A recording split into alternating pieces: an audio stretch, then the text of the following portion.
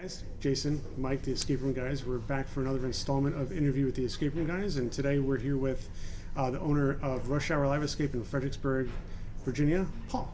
Hi, I'm Paul Wood, owner of Rush Hour Live Escape Games. So Paul, tell us a little bit about the rooms that you have here and how long you've been open. Sure. So we've been open about a year and 4 months. We opened in November of 2017. We have 6 rooms currently, 2 4 to 6 player rooms. Lucky Duck Speakeasy and Lost Jewel at Zanzibar are 2 4 to 6 player rooms. Then we have 4 6 to 8 player rooms. Blackbeard's Brig, Tomb of the Red Queen, Murder at Mardi Gras, and Something Wicked. So we just completed a couple minutes ago Tomb of the Red Queen. Before that, we did Something Wicked. Very cool, high production value. They look fantastic and were a lot of fun, which is really the most important part. Right. So can you go into just a little bit more detail on specifically the 2 that we did so we can talk a little bit more about those? Sure. So Tomb of the Red Queen is our Mayan-themed room. Basically, you're a group of archaeologists exploring a Mayan temple, and when you enter, the door locks behind you and you find that the Red Queen has died and her burial rituals were interrupted. So she has not been allowed to progress to the afterlife to meet her husband. And her husband, King Pakal, has locked you in the tomb. You must enter her tomb, complete her burial rituals so she can join her husband in the afterlife. Really fun. That was, of the 2 we did, I think we both preferred that one. Not that there was anything wrong with it. Right. Of course. But. It's okay. Everybody's got their favorite. Even though I designed Something Wicked, it's my baby. It's perfectly fine. I really like Tomb of the Red Queen because, like I said, I've actually been to Tikal, the Mayan capital there, and the picture on our website is Temple Number 6, the Temple of the Jaguar there at Tikal. Very cool. Very cool. So I think the puzzles in Tomb of the Red Queen just made you think just a little bit more with the whole, how you progress through the puzzles and things like that. Kind of harkens back to the Mayan culture and how advanced they were. So that's what I liked about it, and then how everything in the room just worked together. Very clever. Right. There's a lot of stuff in there that you didn't know is actually Mayan. That's what a lot of people come out and say, like, really? That's Mayan? Yeah, it is. Absolutely. Tell us a little bit about Something Wicked. So Something Wicked, you're a group of paranormal investigators sent to Deep Creek Forest to explain why people have been disappearing from the forest without a trace, including the first team of paranormal investigators sent in. So you got to find out what happened to the first group of investigators and try to stop what's going on in the forest. So it's kind of cool in the fact that it's an outdoor escape room inside. So when you go inside, it's a very big space, as you guys saw.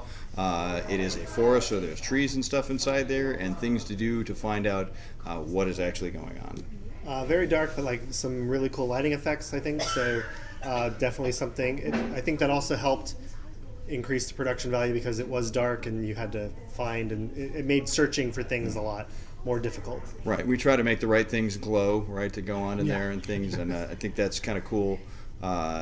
It's very interesting in the fact that as you go along, I'm sure you guys notice your eyes actually adjust to the black light that goes on in there. It gets to be interesting.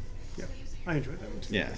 It's also designed to be our scary room. It's not terrifying, as you guys saw, but it is, it's got some, good standard haunted house jump scares that are in there. I don't jump at like any of that. Mike can attest to how little I jump in haunted houses. That stupid spider. I was not expecting that. I jumped in front of Eric, and he's like, really? What are you doing, really? You saw it there. Disappointed with myself. I know. It's okay. Everybody jumps, and we love it. So it's our favorite question as escape room owners. Y'all don't laugh at us, do you?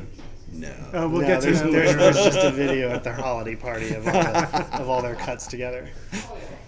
So tell us a little bit about the inspiration or how you come up with the themes for your rooms. So we bought the original 5 game rooms. Like I said, Something Wicked is the first one that we designed that's here. I've designed other escape rooms for other people. So that's actually the 4th room that I've designed. We bought the original 5 from a company in Canada called Game Masters, mostly because we really like their production value, and we like the way that their puzzles are all thematic, the way everything fits together nicely. We also like their modus operandi of running an escape room, the fact that we don't limit clues and we let you tell us how do you want to run it. So if you tell us, give us unlimited clues, we're going to help you as much or as little as you want or you need.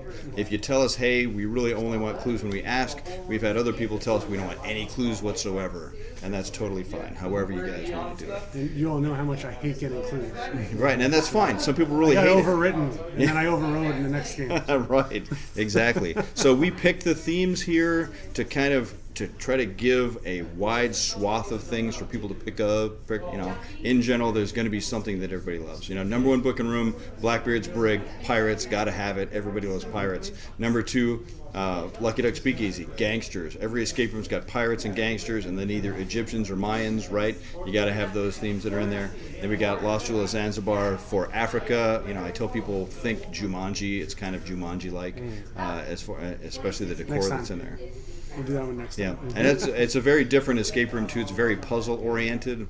A lot of veteran escape room players come out and go, there are hardly any locks. Well, yeah, there's hardly any locks because there's more puzzles than locks. I enjoy that. So yeah, I'm down. Absolutely. What is the kind of philosophy you have behind designing your games? Sure. So, we got three kind of rules that we live by here. Number one is make them laugh. So we always try to keep it light. Even though Something Wicked is our scary room, it is fun and funny, as you guys saw. So we try to make them laugh. You'd be, most people that don't own an escape room would be very surprised how many people are really nervous when they come in here. So we get them to laugh and relax some. That means they're going to have some fun. Our number two rule is it's their game, right? So our game masters are drilled all the time. Get to know your people before they play, and tailor their game experience to them, so that you can make sure that they have the game experience that they want. Like you guys were just saying, some people hate clues. They would rather fail than get a clue. That is perfectly fine. We will do that for you, right? Right. Other people... That's a change in philosophy that we've adapted over the years. Right. Other people are exactly the opposite. And then our last rule is this is show business, and it really is. Owning and running an escape room is show business, and the show must go on. Our game masters always have to be prepared for anything that could potentially happen. We've got backups for every prop, backups for every lock, backups for every clue sheet, and all that kind of stuff, so that if something goes wrong, we can go in and fix it, and the game goes on. The rule of three is got to have three of everything. Yep, absolutely. So tell us about any promotions you may be running or upcoming, and how people find out about those. Sure. So people should always check our website, rushhourliveescapes.com, for promotions. Currently, right now, Valentine's Day is coming up, so we're going to do a promotion with Malawi's Pizza that's literally right outside our door and to the right. There's a really nice pizza restaurant. So it's going to be dinner for two for $20. Then you can come and play here for $20 per person instead of our normal $25. And we call it our double date night because we're all private rooms, minimum of 4 to make a reservation. So get a double date together. Everybody pays $60. That's going to pay for their escape room and for their dinner. Nice. Do you have any plans for new rooms coming up? Anything you're going to change out? Yeah, so, we've got 6 rooms already, and we go back and forth about, are we going to take one out and put one in, or are we going to add a 7th? As you guys can see here, we're pretty big. This place is bigger than my house, 8,463 square feet overall. So we have room for a 7th, and I have a 7th design, Diabolical, that I'd love to do. It's my homage to Alfred Hitchcock. Oh, nice. So it's a twist on a basic bomb room. Basically, find the bomb and defuse it.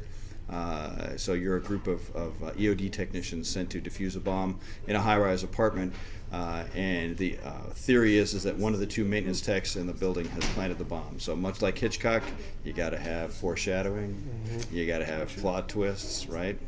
And things got to turn out exactly like you didn't expect. So I've got that one pretty much ready to go. I would love to do that in July, and it's just a question of, do we change one of our rooms or not?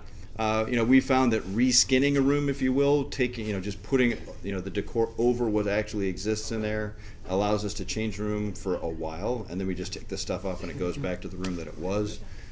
We did that for Lucky Duck Speakeasy. We turned it into Dashing Through My Dreams for our Christmas room. So we just reskinned it and turned it into a Christmas theme room, and people loved it. It was a huge hit. So we may do that, and we may, in the future, we'll come to decide that. I'm hoping July is when we could do that. Cool. We'll mark our calendars for that one. Come back and play test it for you. Yep. Yep. So what is what advice do you have for other escape room owners? Have backups for everything. Like I say many times, right? If you ever need to know that America is a nation of gorillas, own an escape room, right? You would be surprised what people swing from, smash, kick, throw, or whatever. We've got 9-foot walls inside here because we're, inside a mall building with 12-foot ceilings. We've had people crawl over climb so fast over the 9-foot walls and drop on the other side. We're like, whoa, this is just for fun here. Wow. Okay. You're not even actually locked in the room. You're not. You're not locked in the room. The fire marshal will not let us. We have people come and ask us, "Would you lock us in?" I'm like, "No. We're in the mall. Come on, man. We cannot lock you in the room here." Let me see. Other good advice.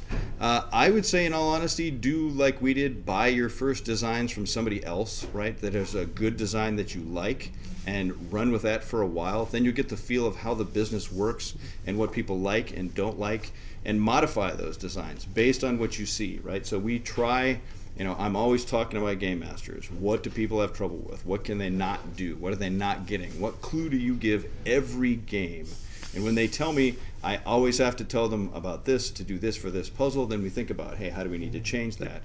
So if you buy your first designs and change it and make it better, then you're really set to be able to do your own designs after that. It's much better. Because if you start right off making your own escape room designs and never done it before, the odds are really good you're going to make a room that's really cool to you, right? And that makes sense to you. That even happened with Something Wicked. I thought it was great when I finished doing the design, worked on it with most of the other staff here, and got it all together, and then we started, and it destroyed people. They couldn't get it. So we had to make changes over time until we got it to where it's at right now, and we're much happier with where it is now than where we started. Very sound advice. Yeah. The other thing I would say too is I get a lot of people that are like, yeah, I could put 1 or 2 rooms in here. And I'm like, look, you need at least 3 rooms. You have to have a range of things for people to pick from when they come here. Because your primary competition is not the escape room that's 5 miles down the road. Your primary competition is the movie theater that's right around the corner, right? So just like the movie theater's got to have a range of movies for people to come from, to choose from, so do you as an escape room. Cool. And my personal favorite question, what is the most ridiculous thing you've seen somebody do in one of your rooms? Oh, boy. Yeah, it goes back to the person that climbed over. Literally a slightly tipsy woman in a skirt and boots climbed over our jail cell in Blackbeard's Brig and plopped on the other side in the next room there in a heap in about the first 3 minutes, which caused my wife to go charging in there and say, anybody else does that, your game is over, right? And she just sat there, what am I supposed to do now? Yeah, why don't you wait for your friends? To unlock, you have to unlock so they can join you, right? In there. That was pretty ridiculous. I had another group early on. They went into a room where they thought there was a secret door. They're like, hey, I think this opens. Boot! Yeah, it opens now. That's great. We try to stress the 2-finger rule. If it does not open with just 2 fingers, it does not open, or it does not open yet. That tends to go in one ear and out the other for some people. Yep. We're very well aware of that. That's probably the one rule that everybody says. Yeah. And we it's on our website somewhere too, but we totally agree with it. Right, exactly. All right, well, thanks, Paul, for having us down here, and we'll get back to do some of your other rooms. And awesome, please do. And this was another edition of Interview with the Escape Room Guys. Yep, Have a good thank night, you. everyone.